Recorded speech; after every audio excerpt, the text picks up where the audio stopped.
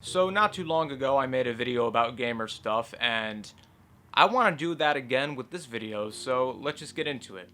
So the first thing I want to talk about is I actually want to revisit the last video I made on this sort of topic, and that is about how some people in some communities may act like their community is the worst than everyone else's, and I want to revisit that by saying that most communities in general, not just in gaming, are pretty cool.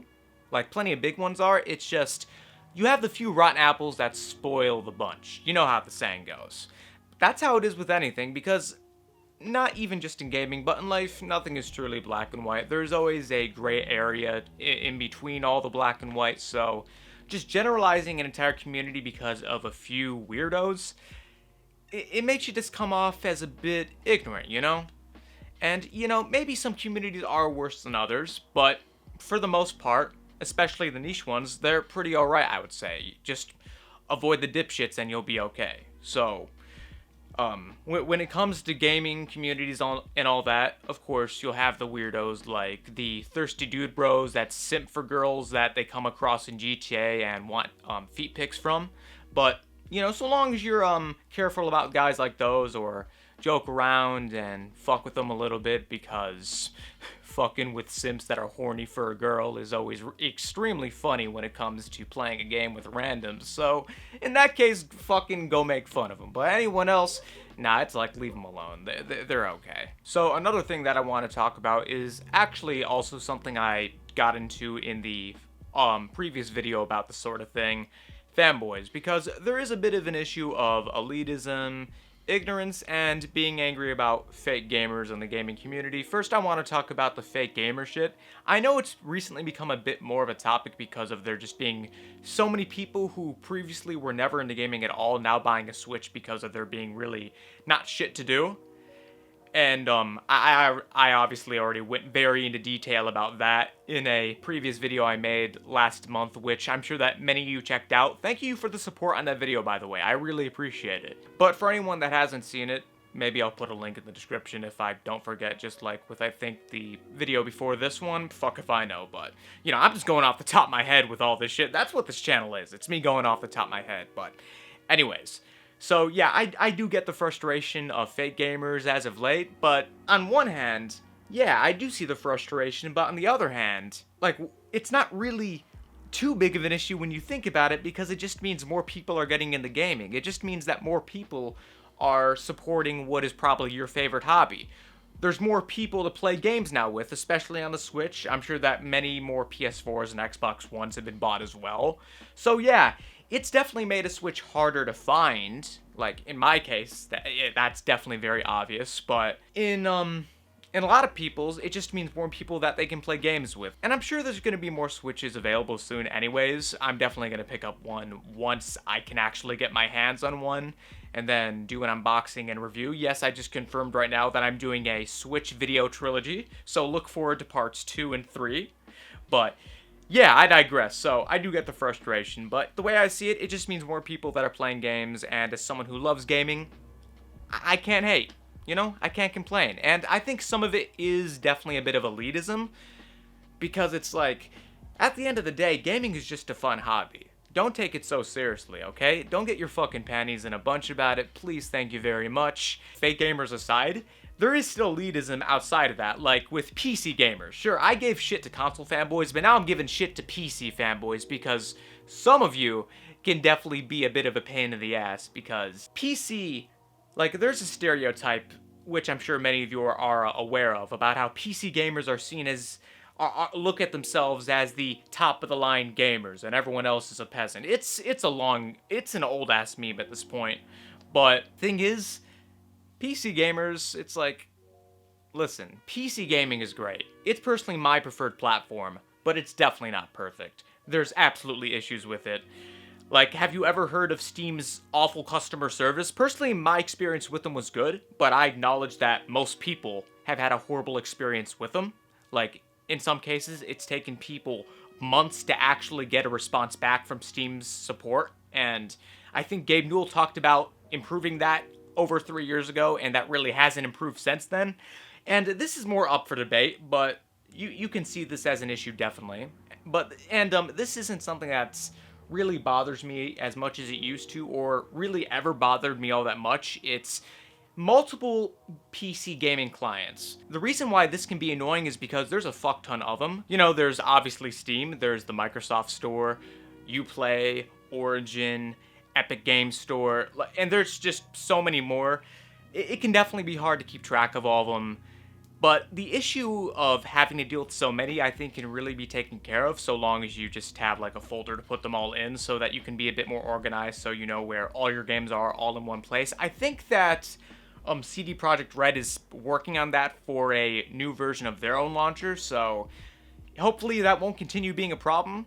And not only that, but there's a lot of games that like the Epic Games Store is currently putting out for free. Yes, I know Epic Games Store bad, but listen, if they're gonna give me a fuck ton of free games to download, like randomly, and a lot of those games are something that I've been interested in playing, that I now have the chance to play for free, then you can bet your ass I'm gonna download those games. Like, Chinese fucking spyware aside, because I know that there's a lot of people that worry about that. Like, if the shit's gonna be free and I wanna play it, then I'm gonna download it and play it. And one more thing that I wanna say about fanboys is just the general amount of ignorance that there is between different fanboys of different communities. Like, PC and console are definitely ignorant towards each other. Like, first off, for the console fanboys, yes, I know that for many years, the stereotype of PC gaming being too expensive and too complicated and all that was, like, very true to a point, but now it's basically dead. Because PC gaming over the last 10 years, I want to say, has really come a long way. Like, you could get a decent $300 build that's already pre-built and everything, and still have a pretty okay gaming experience. Like, it's amazing how far this platform has come. And not only that, but let's just say that you want to play a PC game with a controller instead of a keyboard and mouse, you can do that too. Just plug your controller into your PC or laptop or whatever you're using, and there you go. You can play the game just like anyone with a keyboard and mouse could. Although some genres, keyboard and mouse is objectively superior, such as with first-person shooters and RTSs, since it's proven that there's more hand-eye coordination as well as you have more freedom and flexibility in terms of what you can do as opposed to a controller where it's limited and you're just holding something like this. Meanwhile, the keyboard, you have all sorts of different buttons and options that you can choose from. But even then, you can still use a controller and have a good time, so long as you aren't up against someone who's a keyboard master. Like, those guys, don't fuck with them unless you know that your skills are in check. And for the PC fanboys, take it from someone who, I think I already did say this earlier in the video, even though PC is my favorite platform to game on, I do get why it's still a turnoff for some people in 2020. Some people just don't care for the PC experience. Some people prefer to just turn on a console, put in the game, start it up, and play it. Not deep, some people just want to play a quick game with friends, and it's as simple as that. And sure, you could do the same thing with PC, and I'm sure that some people definitely do, but there's a lot of people that really don't care about PC gaming like that, and that's totally fine. Everyone has their own preferences and all that, and that's just what it is. You know? Don't worry about what other people are doing. Worry about what you want to do. Don't worry about what everyone else is up to. Just worry about your own shit. Like, focus on what you want to do. And, you know, that's the same for anyone else. Don't worry about what other people are doing. Just focus on your own shit and you'll be good. You won't stress. There's no point in stressing or worrying about random people. Like, who gives a shit? Now, the next thing I want to talk about is toxicity in gaming. Because, oh boy, there's a lot of it, and there's different branches of it. It's like, toxicity in the gaming community is like an umbrella of different types of shit. You've got the types that want everyone to be banned from ever communicating in games.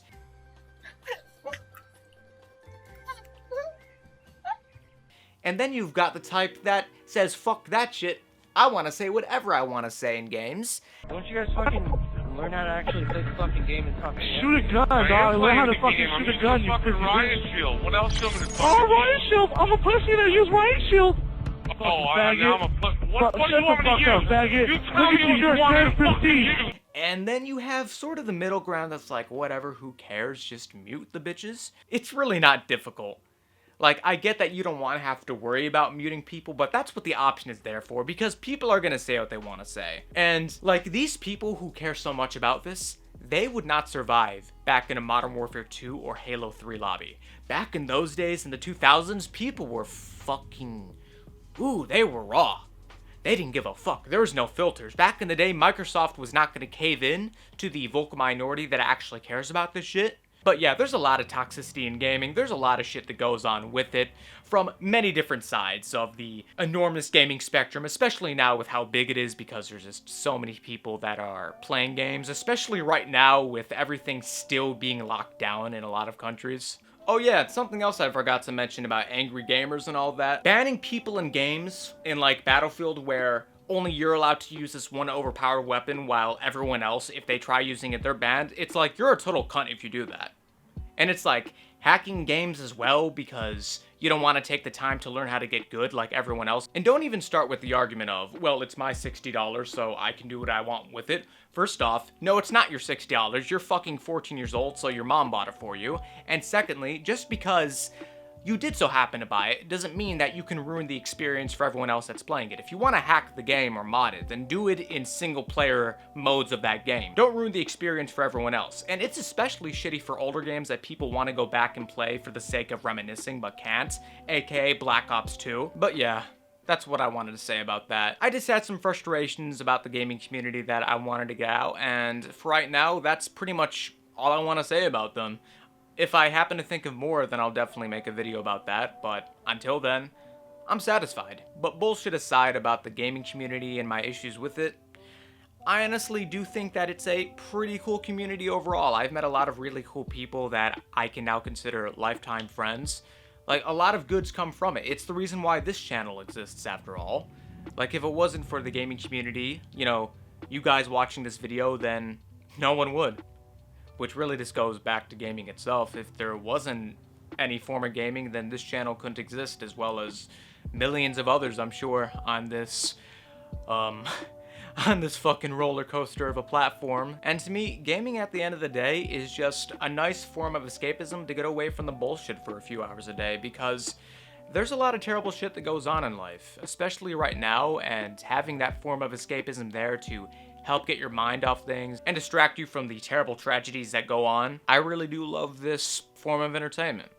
It's been with me my whole life, and I don't see that ever changing. But that's all I wanted to say for this video. I hope you enjoyed it. If so, then make sure to leave a like, leave a comment, subscribe for future content coming soon, and I will see you all next time. But until then, I'm out. Later.